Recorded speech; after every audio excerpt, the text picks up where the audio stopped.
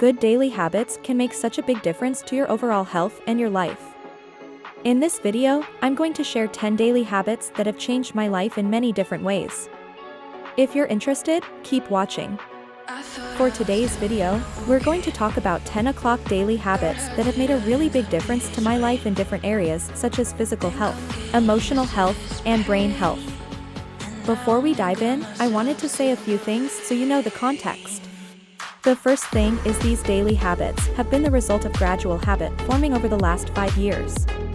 It's not something that happened overnight. It is difficult to form habits, and it does take time. The second thing, although these habits are daily habits, I don't put pressure on myself to do them every day, especially when things get too busy or things are too overwhelming. Sometimes things slide a little, and that's okay. When you're making lifestyle changes, it's not about perfection, it's about doing what you can. And generally, I do try to do these habits at least 3 to 5 times a week. And the times that I'm really stressed out because I feel that they do help me stay on track and they do help reduce stress. I drink a glass of water as soon as I get up. Well, not as soon as I get up. I brush my teeth, I go to the bathroom, and then I have a glass of water. I find that this has made a big difference to energy levels. In the morning when we're sleeping, we're not taking in any water, and when we wake up we can be mildly dehydrated. And when we're dehydrated, our fatigue levels go up. There is some science behind this. I will put it in the description box. So good thing to do is start your morning by getting enough hydration. I drink a glass of filtered water. If I feel like it, I'll add some 11 to it. I don't always do that, and it's usually at room temperature, but if you like warm water, that can work too. It really is about personal preference, but drinking some water in the morning is a great thing to do for your energy levels. #2 I meditate for 10 minutes every day. I used to be very skeptical, but meditation? When I first started, I didn't really believe in it. I didn't think that there was science behind it, but there is actually quite a bit of science. It can do things like reduce anxiety, it can help you improve your immune function, it can help reduce pain. There's a lot that it can do. I have a few links in the description box, but for me the biggest change is mental clarity, and I feel much more calm. I am not naturally a calm person. I may appear calm on YouTube, but I am not naturally. Wrong person meditation. Years of meditation has gotten me to this point, and I really do think that there are a lot of benefits to trying it out now if you're a beginner. Meditation can seem very daunting, and I have 2 tips to provide. So the first one is try to just be very open about meditation in the beginning. The October 1st to 15 sessions for me were very difficult. I didn't know what I was doing, and I felt overwhelmed, and I felt like I was doing it the wrong way. It wasn't until the 15th or 16th session that I really got into it, and I started to see the benefits. So give it time. The second thing is, if you are starting out, try guided meditation versus meditation where you're just doing it on your own. Guided meditation can really help you stay on track and can really guide you through the process. I use an app called Calm. I highly recommend it. I love it. There is also another app called Headspace which you could try out. Number 3, I go for a brisk walk outdoors every day. Now I have to say that I live in Canada, so a brisk walk outdoors every day does not happen year-round. It doesn't happen in the winter, but for the rest of the year I do try to get outside because I find it such a big mood booster to get some fresh air, to get some sunlight, and to be out in greenery. And there are studies that show that exposure to greenery is good for your health. As usual, everything's in the description box. Out. For me, the brisk walk is not just a mood booster, it's also the way I get exercise. I'm not a gym person. I have never been a gym person. I just don't enjoy it. Kudos to the people who enjoy the gym. I would love to do that, but I just can't. I don't like it. So for me, getting exercise has to be something that's part of my lifestyle, and I love going out for a walk. So I've started to make my walks my exercise. Now, the World Health Organization recommends that we get about 150 minutes of moderate cardiovascular activity a week, or 75 minutes of cardiovascular activity. A walk can count if your heart rate is high enough. So when I'm walking, I test my heart rate. I have an app on my phone. Samsung Health is the app that I use. And my heart rate's usually between the moderate and vigorous zone. So my walk actually counts as a workout. It counts as moderate activity. So that's how I get my 150 minutes of exercise per week through my walk number 4. In addition to the walk, I exercise. So the walk is great for cardiovascular activity if you're doing a brisk walk or if you're jogging or if you're running.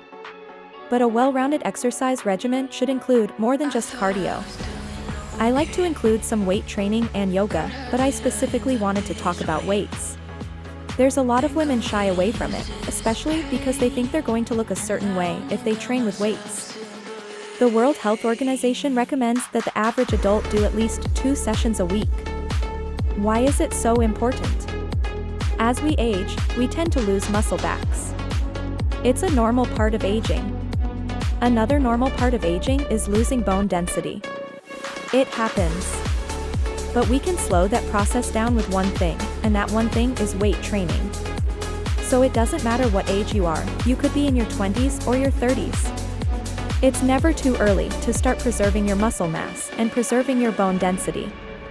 If you're a beginner, you should always speak to a professional, learn the proper moves. You could do body weights or free weights, but always speak to someone who knows what they're doing so you don't get injured. And then eventually, when you know what you're doing, you could always work at home. That's what I do. I am not a gym person, as I mentioned earlier, so I don't go to the gym. But I will use free weights and body weight exercises at home.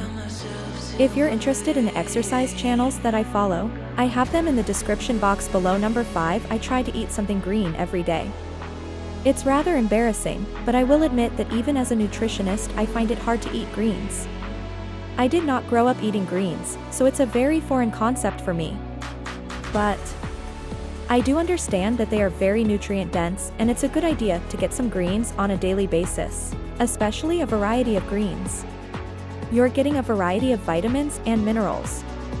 If you're interested in nutrient density scores, I have one link in the description box below. Now, if you're a beginner, the easiest way to add greens to your diet really is smoothies. I find that was the best gateway for me to get into the habit of eating greens.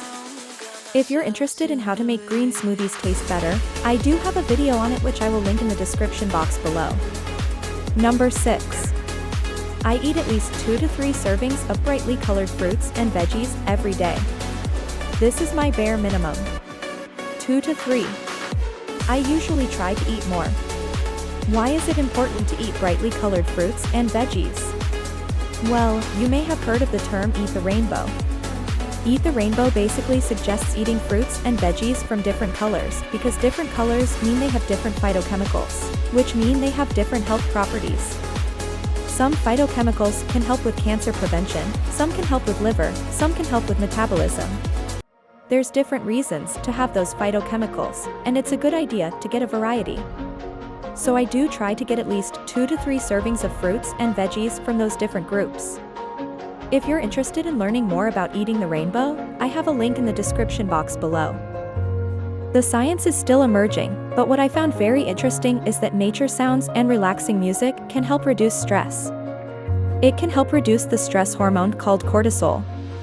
If you're interested, the science is in the description box. So I do try to listen to something that's very relaxing. Flutes, maybe some nature sounds, rusting of leaves, things like that, a waterfall. Those are all really nice to listen to at the end of the day as a way to wind down and just relax. Number 8, I try to read or learn something new every day, and I love to do this because it's something that I truly enjoy. But there are other benefits to it, especially when it comes to brain health. So as we age, there is that natural decline in our memories. It happens, but mental stimulation can slow down that decline. So for me, it's reading. I also like to learn new things. For you, it could be whatever works for you. If you're a reading person, read a book. Fiction and non-fiction both have their benefits. If you're not into reading, learning a new language on an app such as Duolingo could work. Or you could watch something every day, like short snippets on TED to learn something new. It's all about keeping your brain engaged and stimulated. Number 9, I try to spend quality time with loved ones every day. And I want to underline the word quality time because a lot of us end up spending time with our loved ones. But we're on our phones and we're not properly engaged with them. We're not really talking to them. It's not good communication. And this happens to everybody. It's just the digital age that we live in. I used to scroll on my phone next to my husband and I felt like I was spending time with him, but that wasn't really spending time. So now no phones. I properly talk to him. I spend time with my cats too. I find that cuddling a pet or a human too can help you release oxytocin, which is known as the cuddle hormone or the love hormone, and it can help reduce stress. #10 I avoid phones in the 1 hour before bed. So I used to be on my phone right before bed, and I found it very difficult to fall asleep because my brain was all over the place. It was very mentally stimulated. And phones also emit something known as blue light, and that blue light is something that your brain thinks is daylight. So when you're on your phone and that blue light is going to your brain thinks it's not time to sleep, so it won't produce melatonin very well and it becomes harder to sleep. I actually have talked about this in another video on sleep, which I will link in the description box below. But what I've tried to do is I've switched my phone off an hour or an hour and a half before bed, the flight mode, so I don't look at any notifications. I don't look at anything, and that way I'm actually able to sleep better. I hope you found this video useful and you enjoyed it.